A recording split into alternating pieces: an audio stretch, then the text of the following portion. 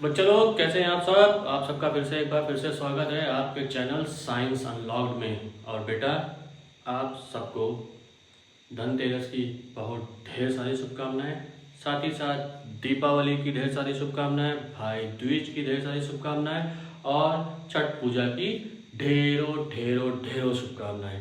तो बच्चा, जितना हो सके इस त्यौहार को एंजॉय करिए, ठीक है। खूब रोशनी से जगमगाइए अपने परिवार को, अपने कैरियर को, और खूब एंजॉय करिए, खूब फुलझड़ी छुड़ाइए, ठीक है। साथ ही साथ अपने ब्राइट कैरियर के बारे में जरूर सोचिए। क्यों? क्योंकि आपका ब्राइट कैरियर जब होगा, आप जब मजबूत होंगे, तभी आपके साथ ये दुनिया चलेगी। समझ में आ गया? जब आप मजबूत होंगे तब ये दुनिया आपके साथ खड़ी होगी, वरना ये नहीं पहचानती भाई। तो इसलिए इस दिवाली में पहली बात, खूब एंजॉय करिए। दूसरी बात, ये प्रकाश का त्यौहार है। किसका त्यौहार है? प्रकाश का, उजाले का। तो अपने जीवन में वैसे ही ज्ञान से प्रकाश भरिए और उजाले से अपने कैरियर को खूब खूब और खूब प्रकाशवान करिए, ठीक है। धन्यवाद बच्चों। आइए आज हम अपना नया टॉपिक शुरू करते हैं। अभी तक हमने क्लास 10th में यहाँ पर जो पढ़ा था वो क्या पढ़ लिया था? वो हमने ओम्स लॉ के बारे में पढ़ लिया था। ओम्स लॉ के बारे में पढ़ लिया था और ओम्स लॉ ने हमको साफ साफ बताया था कि V इज इक्वल टू क्या होता है? RI होता है। जहां पर जो R होता है वो प्रोपोर्शनैलिटी कांस्टेंट होता है। क्या होता है ये? प्रोपोर्शनैलिटी कांस्टेंट होता है। तो यहां से इस फॉर्मूले को देखते हुए, अच्छे समझिएगा भाई, इस फॉर्मूले को देखते हुए, इस रिलेशन को देखते हुए हमको एक नया रिलेशन पता चला था कि जो R है वो रेशियो है। क्या है वो? रेशियो है किसके बीच का? पोटेंशियल डिफरेंस और इलेक्ट्रिक करंट के बीच का। क्लियर? पोटेंशियल डिफरेंस और इलेक्ट्रिक करंट के बीच का रेशियो है, ठीक है। तो यहां से एक चीज और पता चल गई थी कि जो R है वो डिपेंड करता है V पे और डायरेक्टली और इनवर्सली डिपेंड करता है करंट पे, ठीक है। तो कहीं ना कहीं इसको अब हम क्या कहेंगे? इसको अब हम अपोजिंग फैक्टर भी कह सकते हैं। क्यों भाई? इलेक्ट्रिक करंट का ये अपोज कर रहा है कि नहीं कर रहा है? ठीक है, तो ये क्या हो गया? ये अपोजिंग फैक्टर भी हो गया। तो अब जब इलेक्ट्रिक करंट का अपोज कर रहा है तो इसको एक नया नाम दिया गया। क्या नाम दिया गया भाई? रेजिस्टेंस। क्या नाम दे दिया गया? रेजिस्टेंस ऑफ, सुनिएगा, ऑफ मटेरियल ऑफ वायर। क्या दिया गया? Resistance of material of wire, ठीक है। ये दे दिया गया इसका नाम।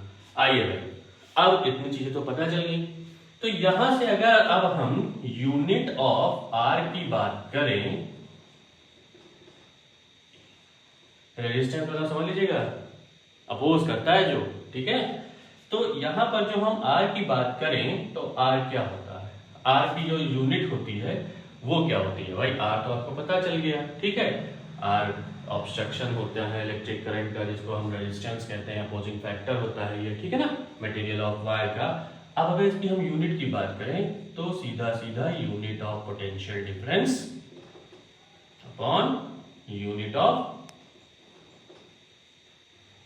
करंट। तो क्या हो जाएगा? वोल्ट। क्या हो जाएगा भाई? वोल्ट, जिसे हम क्या कहेंगे? एम्पियर कहेंगे। क्या कहेंगे? एम्पियर कहेंगे। अब जो एम्पियर, वोल्ट अपॉन एम्पियर हो गया, तो इसको क्या कहा गया? ओम कहा गया। क्या कह दिया गया? ओम। अब ये ओम का जो सिंबल है वो इससे शो कर दिया गया। ये क्या है?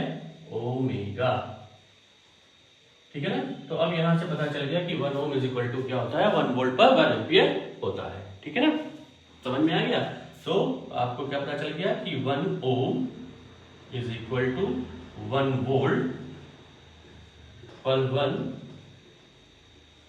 एम्पियर, ठीक है। ये क्या हो गया? ये डेफिनेशन और ये यूनिट हो गई। मतलब ये आपने इतना ओम लॉ के बारे में पढ़ लिया था, ठीक है। 1 वोल्ट अपॉन 1 एम्पियर। अब यहीं पर एक चीज अच्छे से समझ लीजिए कि जो हमारा resistance of material of wire है, भाई हमने बात की है मटेरियल की। अगर हम मटेरियल की बात करें तो अच्छे सुनिएगा, मटेरियल हमारे पास जो होता है भाई, मटेरियल क्या है, मटेरियल किस तरीके से काम करता है, क्या है मटेरियल। मटेरियल का मतलब हो गया पर्टिकुलर, अगर हम एलिमेंट की बात करें तो सबसे पहले देखिएगा, इसको समझिएगा, हमारे पास तो हो गया भाई कॉपर है, एल्यूमिनियम है ना, जिंक है, आयरन है, ठीक है, एक्सेट्रा। इस ऐसे करते हुए कई, और कुछ अलॉय भी है हमारे पास, ठीक है।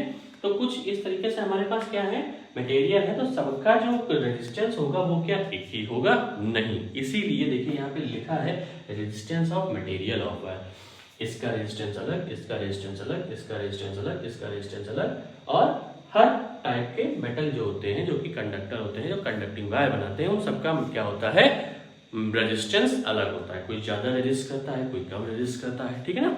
तो ये सब चीजें क्या होती हैं, ये सब चीजें यहाँ से पता चल जाती है, ठीक। अब यहाँ पर आपके एनसीईआरटी में इन सबकी वैल्यूज दी हुई है भाई, उन सबको अच्छे से याद कर लीजिए, ठीक है ना। अब यहाँ पर एक बहुत इंपॉर्टेंट चीज, अब हम क्या पढ़ने वाले हैं, अब हम पढ़ने वाले हैं यहाँ पर डिपेंडेंसी ऑफ रेजिस्टेंस। मतलब on what factors resistance of material of wire depends. किन फैक्टर्स पर रेजिस्टेंस जो होता है मटेरियल ऑफ वायर का वो डिपेंड करता है।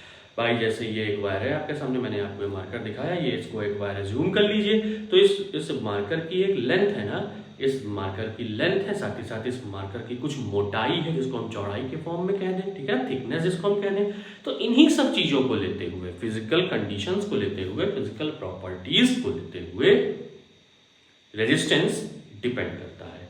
किस तरह डिपेंड करता है ये हम बात करेंगे अपने नेक्स्ट वीडियो में। तब तक के लिए हैप्पी धनतेरस, खूब पटाखे फोड़िए बच्चा लोग और खूब एंजॉय करिए। साथ ही साथ मैंने जो कहा, क्या कहा, अपने कैरियर के प्रति ईमानदार रहिए। Thank you so much.